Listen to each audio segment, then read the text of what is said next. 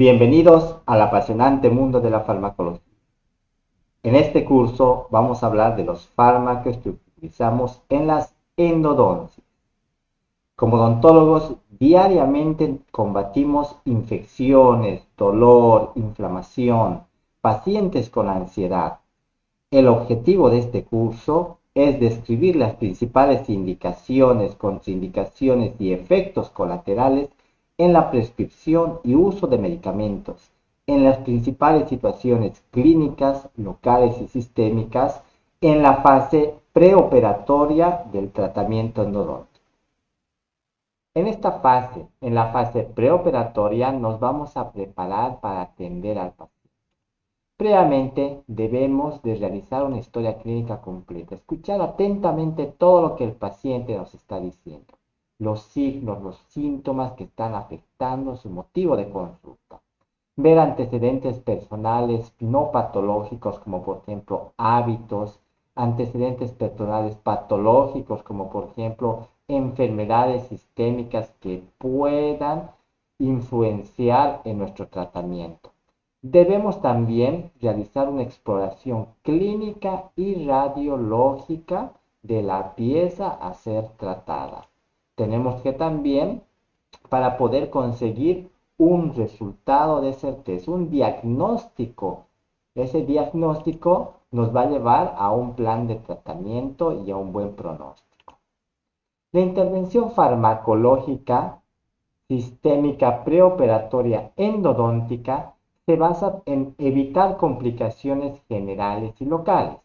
Es por eso que en este capítulo, en la parte de preoperatoria, en la parte de la fase preoperatoria, vamos a ver las formas de evitar estas complicaciones mediante tratamientos llamados tratamientos profilácticos, como por ejemplo la profilaxis de las infecciones.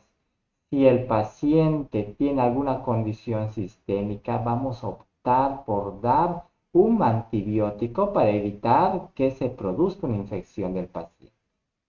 También vamos a ver la profilaxis de la ansiedad. Muchos de nuestros pacientes vienen ansiosos, vienen con miedo, vienen con mucho temor y podemos utilizar fármacos para evitar esa ansiedad para que la consulta sea lo más placentera posible.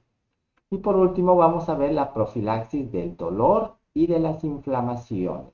Cómo evitar un dolor post-tratamiento administrando medicamentos antes de iniciar el tratamiento. Vamos a empezar por las profilaxias de las infecciones. Aquel tratamiento en el cual nosotros administramos medicamentos para evitar septicemias. Septicemias es una diseminación de las bacterias bucodentales que puede ser resultado de procedimientos sencillos, ordinarios, como por ejemplo un escobado de dientes, o procedimientos mucho más invasivos, como por ejemplo extracciones dentarias, tratamientos periodontales, cirugías menores, medianas o mayores bucales pueden llevarnos a cuadros de septicemia, a esa diseminación de bacterias a lugares alejados de la cavidad bucal. Y en esta parte, ¿qué vamos a ver? En primer lugar, vamos a ver la frecuencia. ¿Cuándo se producen estas septicemias? Existen septicemias temporales y existen septicemias permanentes. ¿Cuándo y en cuánto tiempo se van a producir estas? Vamos a ver en esta parte. Después vamos a ver las indicaciones.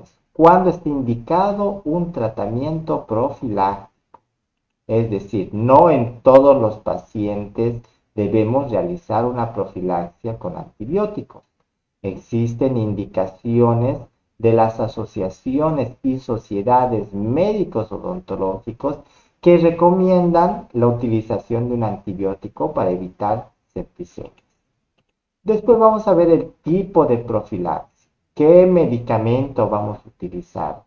Recordemos que todos los medicamentos, todos los fármacos tienen una sensibilidad y debemos conocer nosotros esta sensibilidad. Una sensibilidad ¿a quién? A microorganismos. Entonces también debemos conocer qué tipo de microorganismos se encuentran en cavidad bucal. Según la situación y según el tipo de antibiótico, vamos a elegir nuestro tratamiento profiláctico en una determinada dosis y a una determinada cantidad. Y por último, vamos a ver la prevención. Existen tratamientos o métodos que no involucran la utilización de antibióticos para evitar infecciones. Recordemos que no todo es farmacología. También existen métodos no farmacológicos tan eficaces como los medicamentos o inclusive mucho mejor. En la segunda parte de esta fase preoperatoria vamos a ver la profilaxia contra la ansiedad. ¿Cómo podemos evitar la ansiedad de nuestros pacientes? ¿Qué medicamentos vamos a utilizar? Está en relación al grado de sedación que queremos aplicar en nuestro paciente. Existe sedación mínima o ansiolisis, sedación moderada o sedación consciente y sedación profunda, que puede dar a una sedanalgesia o inclusive anestesia general. Los medicamentos que producen una sedación mínima son cuatro. Los vamos a dividir didácticamente en cuatro grupos. En el primer grupo están los antihistamínicos H1. Exacto, los antialérgicos. Aunque ustedes no lo crean, son medicamentos que producen un grado de sedación, secundariamente, pero producen sedación. Estos antihistamínicos H1 se clasifican según su generación. Los que vamos a utilizar para producir una sedación mínima son los de primera generación, como la prometacina, la hidroxicina, la difenhidramina, la clorferinamina, la clemastina, la doxepina. También existen los intermedios que secundariamente nos van a producir una sedación, aunque generalmente son más antialérgicos, como el ketotifeno o la oxatomida. En el segundo grupo vamos a tener las benzodiazepinas de acción corta. Son medicamentos que producen hipnosis, sedación e hipnosis y se clasifican según su acción en benzodiazepinas de acción corta, benzodiazepinas de acción moderada y benzodiazepinas de acción larga. Los que vamos a utilizar para producir sedación mínima son las benzodiazepinas de acción corta, como por ejemplo el midazolam, cuyo nombre comercial y más conocido es el Dolmicum, o el triazolam. En el tercer grupo están los depresores selectivos del sistema nervioso central. Todos los medicamentos que producen depresión disminuyen las funciones del sistema nervioso central se van a clasificar en no selectivos, aquellos que disminuyen todo, y en selectivos, aquellos que producen una depresión en una parte del sistema nervioso central. Como por ejemplo, el solpidem, la buspirona, la bupropiona. Y en el cuarto grupo van a estar los anestésicos inhalatorios. Si nosotros queremos una sedación mucho más profunda, tenemos que realizar una sedación consciente en nuestros pacientes, o también llamada una sedación moderada en nuestros pacientes. Y para eso vamos a tener dos grupos de medicamentos, que ya lo hemos visto en la sedación anterior. Las benzodiazepinas de acción intermedia, como por ejemplo el lorazepam, el temazepam, el oxazepam, y las benzodiazepinas de acción larga, como por ejemplo el diazepam, o también llamado Valium, el clonazepam, el nitrazepam, el clordiepóxido, que son medicamentos que van a producir una sedación moderada, pero durante un periodo más largo de tiempo. Recordemos, produce sedación. No estamos hablando de producir hipnosis. Evidentemente, a dosis altas nos pueden llevar a cuadros de hipnosis, Y a dosis tóxica inclusive nos puede llevar a anestesia general y depresión hasta el paro cardiorrespiratorio. Ya la sedación profunda ya no la podemos realizar en consulta dental y tiene que ser realizada por un especialista, un anestesiólogo. En esta sedación profunda vamos a ver los depresores selectivos del sistema nervioso central, aquellos que deprimen solo una parte del cerebro, porque también tenemos los no selectivos, aquellos que deprimen todo el cerebro, como después vamos a ver, como los anestésicos generales. Aquí no, vamos a ver los depresores selectivos del sistema nervioso central. En este grupo es también llamada sedoanalgesia.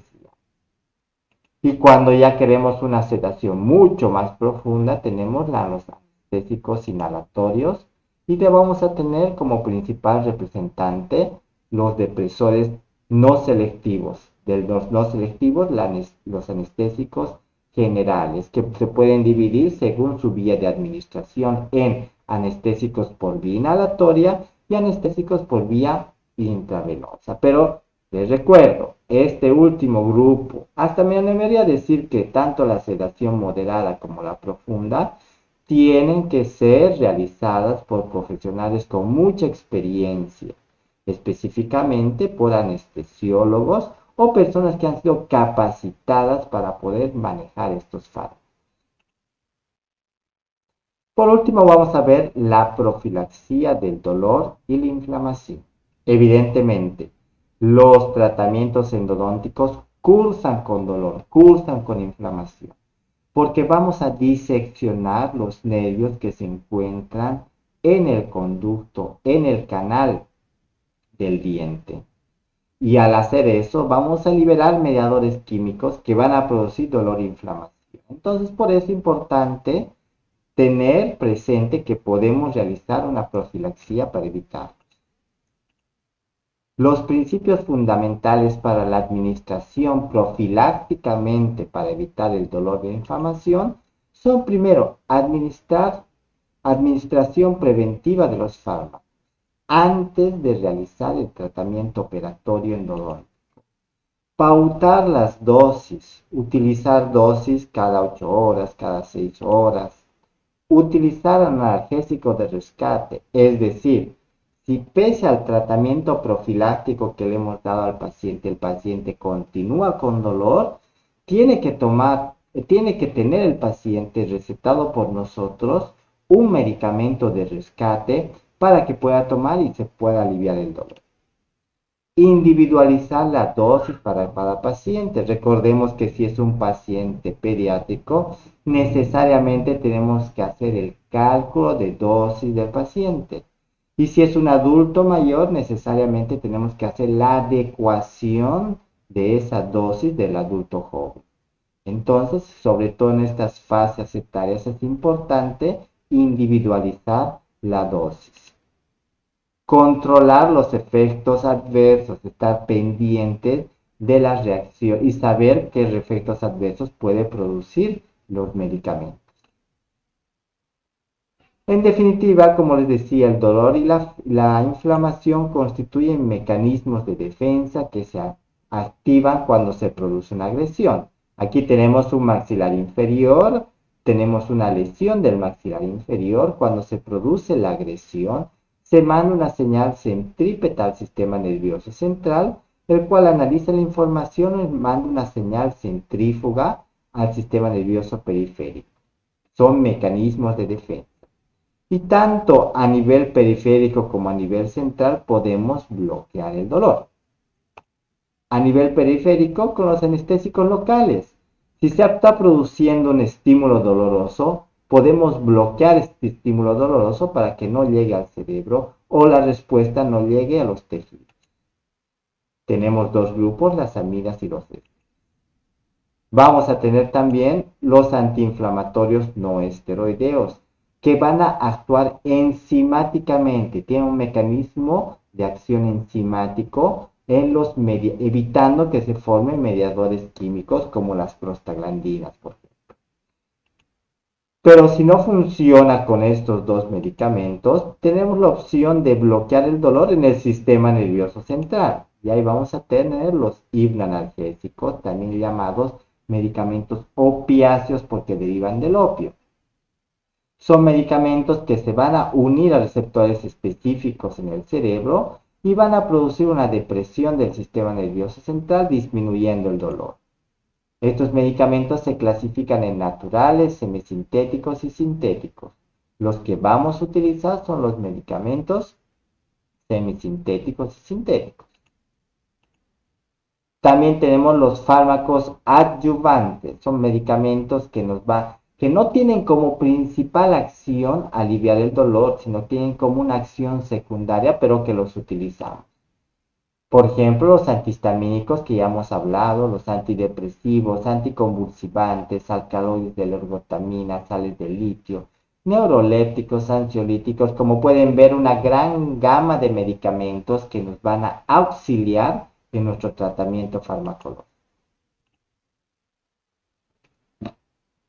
Con este pequeño video he dado la introducción para que ustedes puedan aprender todos los fármacos que vamos a utilizar en el tratamiento endodóntico. Recuerden que aquí abajo tienen el enlace del ebook. El ebook tiene esta misma información, pero mucho más amplia para que tú lo leas con calma y analices toda esta información. Es todo por hoy en el apasionante mundo de la farmacología.